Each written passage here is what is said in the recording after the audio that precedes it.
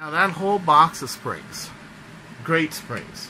One of my parting gifts from Turf Springs was about half of those springs right there. Before Turf Australia went out. That's how many springs I own. I own that many Turf Springs.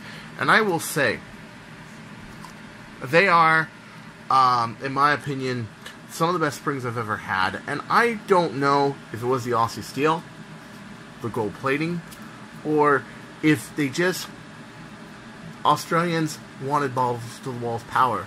But for some reason, my standing favorite spring, and another great company, great people, I got to actually go to Singapore and meet them, Black Tactical.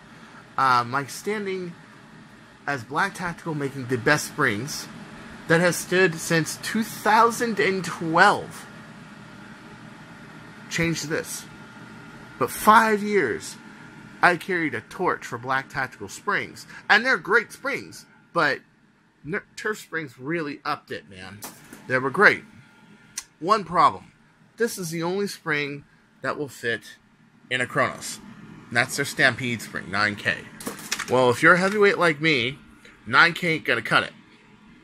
Even their 5K longshot and their 5K recon, which, by the way, these are really good for bringing the, if you find these, the recon springs, really good for bringing N-Strike up to elite level. Very nice. It just, they can't do it. The sizes are wrong. The only one that has the right inner diameter is the 9 kilogram Stampy spring. Now, there was another spring that was made by an unmentionable company that I've X'd out of my life. And they made an 18 kilogram longshot spring. And many people argued it's only 14. In reality, no, it's 18. It's 18 all the way back. Okay, it's 18 kilograms. It's the truth. I even went and measured it. And some of them I measured were as high as 19 and 20. But in the draw of a long shot, it's about 16, 17. Okay? Well, that fits. You cut down 2 of those coils, it will fit in that. Now, that's 18K. Some people will argue 14, some people will argue 16. It's a lot, but the thing is it has a lot longer travel than a K26. A K26, the coils are just too close together. You don't have any pre-compression. This has a lot of pre-compression. And it's very powerful. As you've seen in numerous YouTube videos I've done, and I'm sure, okay, to some people that will get annoying. I'm sorry, but this is my Star Blaster of the year, right here. The Armageddon Blaster. Every Armageddon there has been a debuting blaster. Okay, the first Armageddon, which was Armageddon 15 in 2014, was a Scaramanga 1 Fire Strike. That used a Magnum tube and 23 kilograms for pellet, which later became the Type M bird of prey, which later became the Type L bird of prey, when it got a longshot tube and a coupler added to it. The second one was in 2015. The Bird of Prey Type SB, which later on became the Bird of Prey LT, when I put a turret on it. Now, it did have a turret, but it had another variation where it would not use high pre-compression springs, but it would use more power, 30 kilograms, and it would use a short barrel, 6.5 inches long, with an ultramatch port. So the barrel was about 7 1/8 overall. This made it so that you can have a short blaster that can fit in your holster, and you can fire at people. Well, I had a longshot, an Explorer longshot. I had modded it to 26 kilograms. Now, the parts held up fine, but the tendons in my left arm did not hold up. I ended up tearing 3 or 4 tendons in my arm, partially, and it made it so I couldn't prime with the right hand. I had to switch to the Bird of Prey, and thank God I debuted with that blaster, because if I had not, I would have not been able to play. So I had to prime. You'll hear a lot of times in the video, the left hand, you'll see a lot of shaky aim and stuff. I hit about 12 people in the Armageddon video. The problem is I had an injury to the right arm, and it made it very hard to play. I still did quite impressive, and I was very impressed with it. 2017, Armageddon 18 was the brass dual strike Magnum. That's right, that blaster debuted in Armageddon 17. much to the demise of a lot of people.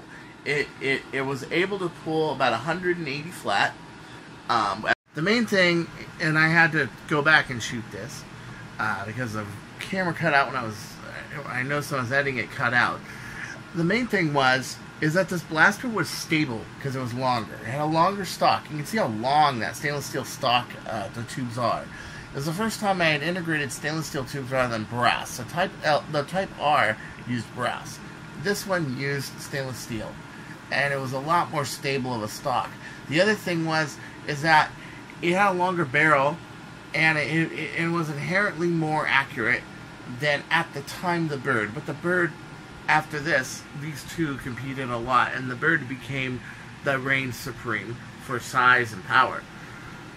Later on, people would mod this blaster, and this is called a heavy BDSM. What does heavy mean is that the megas still work. The other thing that was great about it is you couldn't charge me. I was unchargeable because I had three megas. Then on a flip of a switch, I could hit them at 14K. It was very easy to launch those three in very rapid succession. And I also made them slugs, so they were hidden in the tubes. When I was running around, people didn't know if I had empty megas or full. A lot of people assumed empty and got hit. It also made it so I can switch to another ammo format without grabbing another blaster. As you know, I don't like to beam people at close range at 280 feet per second. I just consider that unsporting, okay? So I made it so I can very quickly... As a matter of fact, that's what a blaster like the Mauser Fire is for, okay? If you want to know a blaster that debuted in 2017... Well, that was it. It was the upcoming of the Mauser Fire. Debuted in Singapore, if you want to know the truth. It was actually, it was finished in late 2016, after the Singapore Conference of Jet Blasters, and was finished off in 2017. But this was a great, great blaster, and it makes for an awesome sidearm for very high rate of fire. The Magnum also uses the same breech. It gives a very fast action, as you've seen in videos. Check out the rapid fire cardboard box test. You know, corrugated box test. Oh man, a Swiss cheese, man, Swiss cheese. It can throw 15 darts in 10 seconds. I'm sure if I practiced, it would be more like 9 or 8.5. So this year, that's the blaster. That's gonna be an Armageddon 19. So, cut back over to here. What we have is... Can anybody in the nick tell me that spring? I'm going to leave this open. I'm not going to even say which spring it is until the comment section. That spring fits a Chronos. The problem is, that's a 3mm gauge spring. Okay? Is it too much for the Chronos? It was too much for the longshot. But for the longshot, the other issue was diameter. It's right on the edge, 36mm wide. So you can't really use it in a longshot. But you can use it in a Chronos.